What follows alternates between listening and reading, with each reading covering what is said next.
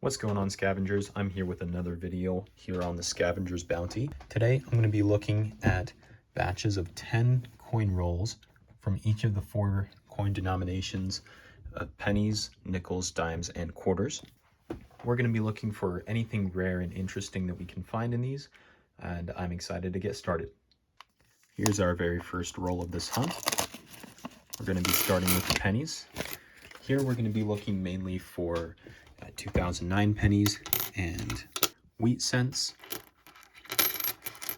So those 2009 pennies are going to have 4 different designs on them, and those wheat cents are going to be from the years 1909 to 1959. Of course, if we find anything older than that, that would be awesome, but that's mainly what we're looking for. As we go through this first roll, not seeing anything so far. On first glance, I mainly go through the reverse, see if we have anything. I'm not seeing anything coming out right now, so nothing out of that first roll, but we're going to move on and I'll let you know what I find. Here's our third penny roll. No luck so far. Hopefully that changes. And our luck is looking a little better right now. Here's a 2009 penny from the Denver Mint. This design is called the Professional Life design. That's the 3rd design in the series. And let's see if there's anything else in this roll.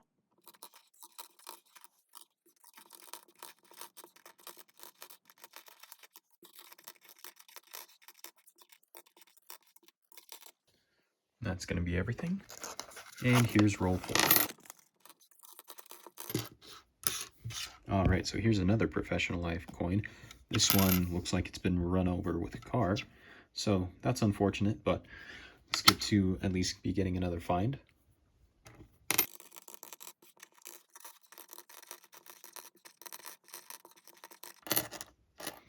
And there's something exciting. Here is a wheat cent, one that's quite worn down. It looks like it's a bit corroded as well. You might be able to see some of the green copper oxide on there. We're going to look through the rest of this roll really quick, and then we are going to take a look at the date on it. Okay, nothing else to see there. So I'm going to guess, actually I'm going to guess something in the 1930s on this one, I'm hoping, but we'll see. Nope, a 1944. Yeah, we've been having a really tough time finding anything pre-40s, but a 1944 I will take. Very happy about that. And we're going to move on to the next roll. Here's penny roll number 7.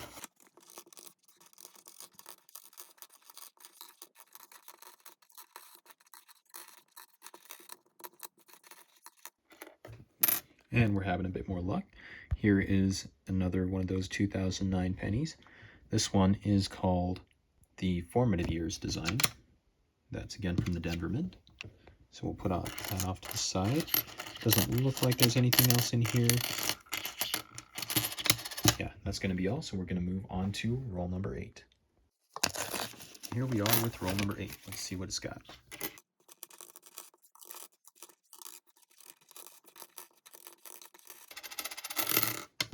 And we're getting really lucky with these. Another Professional Life penny. These ones are fairly common, but it's good to see 3 of them coming out of a batch of 10 rolls here. Let's see what else is in here.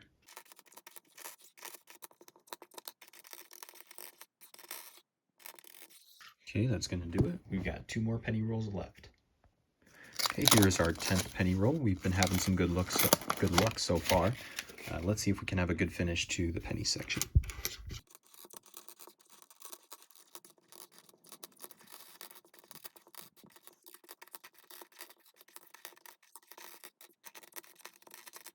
Okay, unfortunately, nothing interesting coming out of that particular roll, but we're going to move on to the nickels.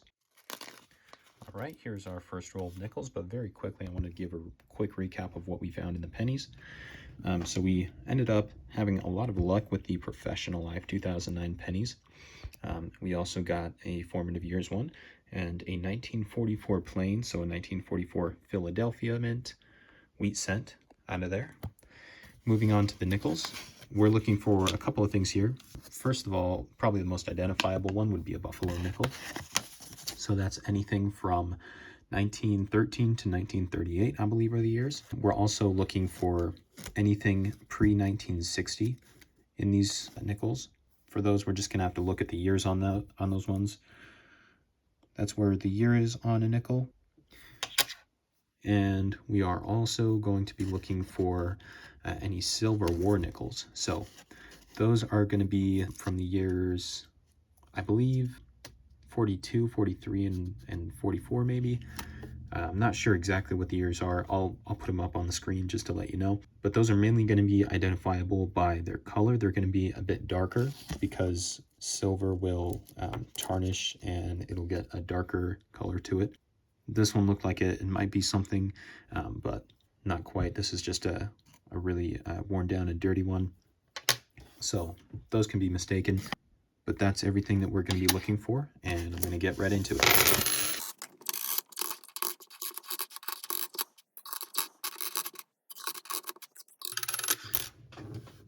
Just to let you know, there's also a handful of special designs from the early 2000s commemorating some of the events of America's westward expansion. These kind of coins are going to be quite common, so we're going to see a lot of them here. I'm not going to be pulling those out. They're just too common to command any kind of premium on the market, so I'm not particularly interested in them, but they are kind of cool, so we'll see quite a few of those.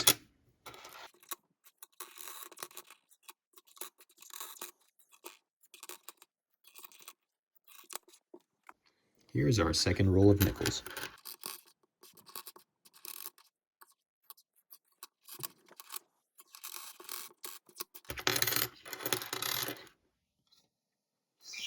Okay, so here's our first find. There's a 1956 nickel. Mint mark, I believe. Yeah, it's going to be over here, and that's from the Denver Mint. So I will put the mintage numbers up for that nickel right there. And let's see if there's anything else to find here.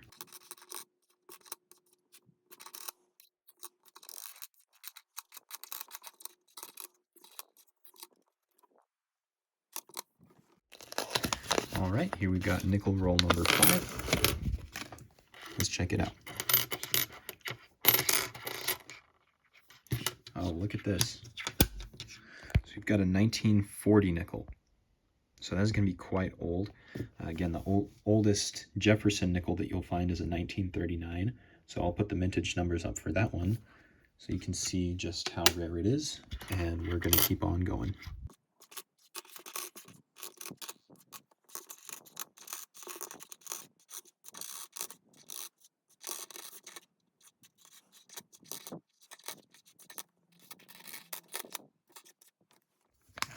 Here is our 10th and final nickel roll. I haven't been finding anything too interesting so far, but hopefully my luck will improve with this one.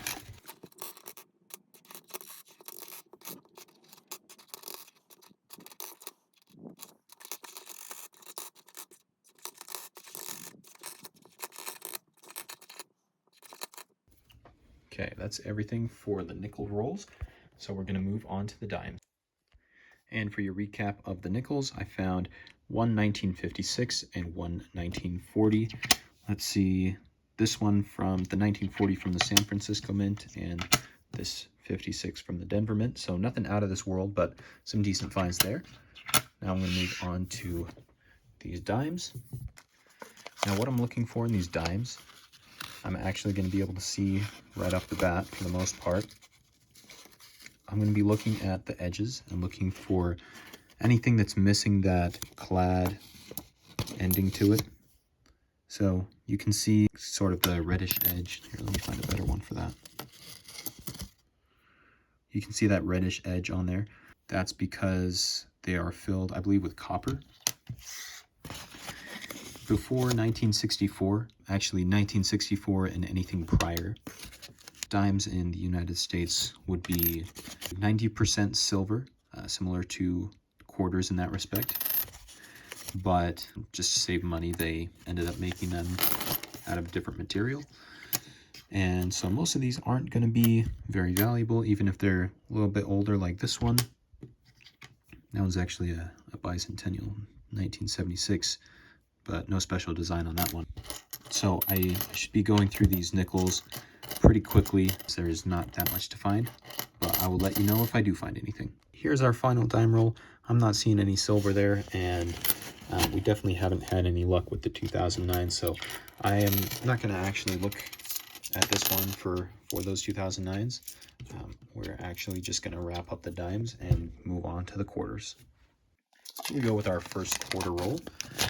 Now in the quarters you can also find silver. Again, you're just going to want to look at the edges. Here we can see all those red copper edges, so no silver to be found in this roll, but occasionally you can find stuff, though it is quite rare. In these quarters, we're going to be looking for a handful of things as far as the dates and everything go. There is notably the bicentennial quarter, the 1976. I'm going to be pulling out any of those that I find. They're not particularly rare, but I like them personally, so I'm going to be grabbing any that I find. Additionally, any of these 2020s or 2019s, I will be pulling those out as well and taking a closer look at them, because it is possible for there to be a W mint mark on them, which we can actually just check this one now. So you can see the Denver mint mark there. If that's a W, then it is a very rare quarter and something that I will definitely want to keep. So I'll be watching out for that. Additionally, of course, those silver quarters are going to be anything 1964 and prior. And additionally, there are a couple of rarer varieties of quarter, such as this 2010. I believe it's anything from 2009 to 2012. I like to keep them because they are a bit lower mintage, not as common, though I will be finding several in these rolls. I have no doubt of that, so I'm not going to stop the video every time I find one of those. But if I find any bicentennials or anything else I think is interesting, I will let you know. Here we've got quarter roll number 4. And this one's stuck to the wrapper a little bit with some gunk. Put that in the phone bag. I guess I didn't look for silver, but I do not see any, so we are just going to go through these. There we've got our first bicentennial coming out. Like I said, these aren't too rare, so we'll probably get a few of them, but that's very cool to see. We'll put it off to the side.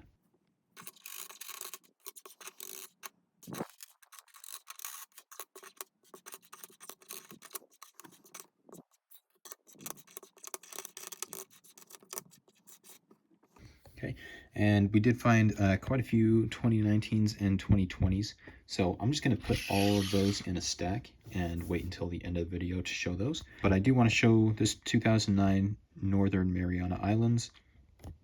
That's among the coins that we're going to be pulling out, as well as some of these ones like the Denali 2012. You find a few of those, but we're going to be taking them out anyway. And other than that, we're going to get on to the next 6 rolls. All right, here's our final quarter roll. We're going to check that for silver. Not seeing anything there, so let's take a look at these.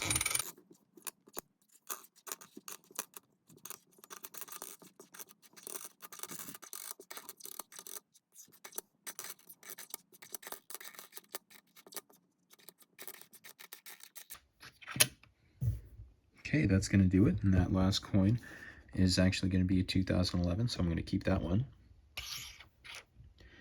To give you a bit of recap of what we found so far, it's mostly been those 2009s through 2012s. Like I said, they're relatively common, but I do like to keep them, as well as that bicentennial. And we got a number of 2019 and 2020 quarters here, so I want to take a look at those on camera as well. In the years 2019 and 2020, some West Point coins were minted with the West Point mint mark, and that will appear on the side there. So we're going to check all of these. Only, I believe, 10 million of each individual design from each mint was, or rather, 10 million of each individual design was minted. So that's going to be 50 million per year. which may sound like a lot, but when you compare it to coins which have had a billion or more minted, you can see how rare that is. Seeing all Denvers here so far. That's pretty common here in Idaho, and that's going to do it.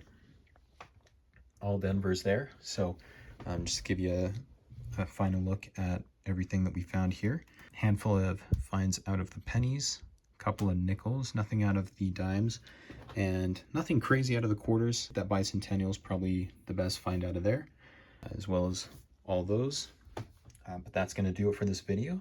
I want to thank you guys for watching. Make sure to like, share, and subscribe, and comment down what other kinds of hunts you'd like to see me do, and we will see you in the next video.